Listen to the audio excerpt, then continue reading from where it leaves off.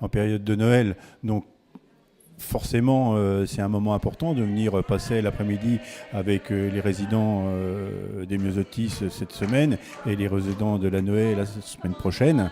Voilà, donc c'est un moment important pour nous d'être avec eux, un moment aussi important parce que nous avons du personnel qui travaille sur ces foyers, de passer aussi un moment avec eux. C'est eux qui préparent le repas, c'est eux qui préparent qui mettent la table, donc c'est aussi de passer un moment de convivialité avec l'ensemble des personnes qui travaillent ici à cette résidence et des personnes qui y sont résidents également. Nous avons un EHPAD avec, donc pour les personnes dépendantes. Nous avons également deux résidences, la résidence de la Noé et la résidence des Myosotis pour les personnes âgées. Nous avons également de l'aide à domicile et puis le portage des repas aussi à domicile. Donc en fait, on a une offre très complémentaire sur toute la ville. L'objectif, c'est qu'ils gardent leur autonomie le plus longtemps possible et puis qu'à partir du moment où il y a une perte d'autonomie, ils puissent trouver un environnement agréable pour terminer leur jour, si on peut dire, mais bon, pour continuer à vivre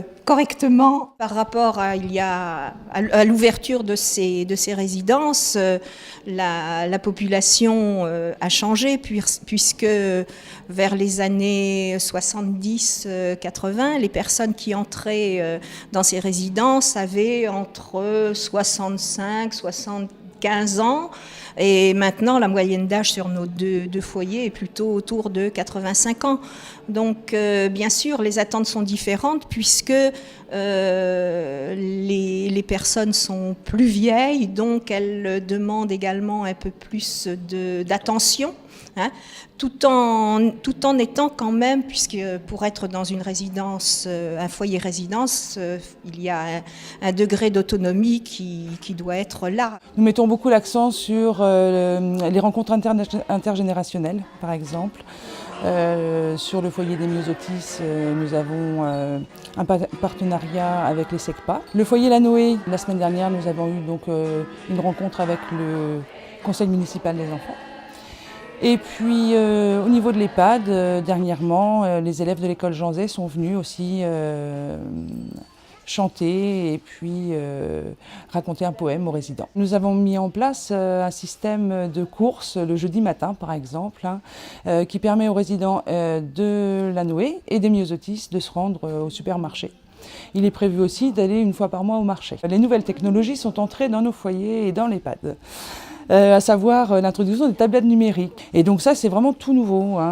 Comme il n'y a pas longtemps, on a aussi fait des parties de Wii. Il y a un projet qui a été mis en place par M. Le Rouvillois concernant le TUVAC. C'est un projet qui parle des transports. Nous utilisons aussi les tablettes numériques pour projeter les photos et pouvoir faire parler les résidents. Et il s'avère que quand M. Le Rouvillois vient dans nos structures, il y a des causeries. Il commence à parler des transports et puis après il parle de comment ils allaient à l'école, à vélo ou à pied. Donc vraiment ça crée du lien. On est vraiment dans la création du lien social et vraiment c'est quelque chose de très très important et pour nous, équipe, et pour les résidents bien sûr. À bientôt sur tvie.tv.